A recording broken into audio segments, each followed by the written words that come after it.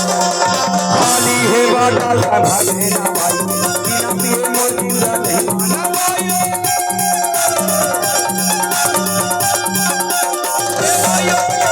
खाली है बाटा भागे ना भाई बिना पिए मोर जिंदा नहीं माना भाई करना है आज मरा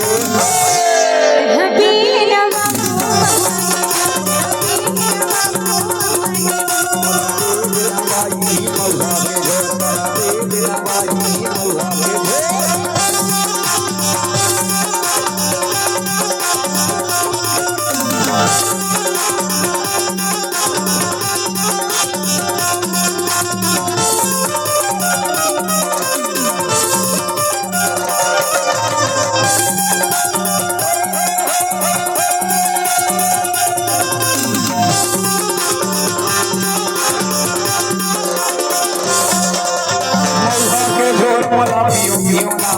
तेरे माया मामला घिमो घिमो लागे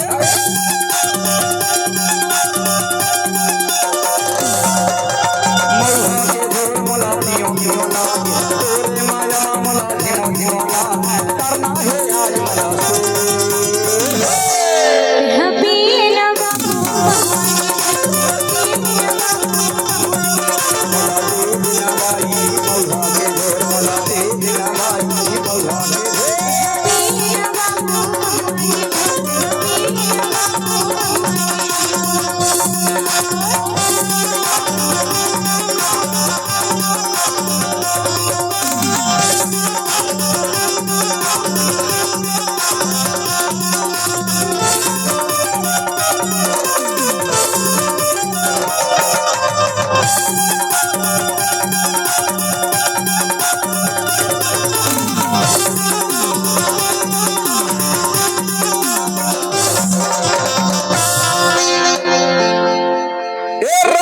कैसे बाबू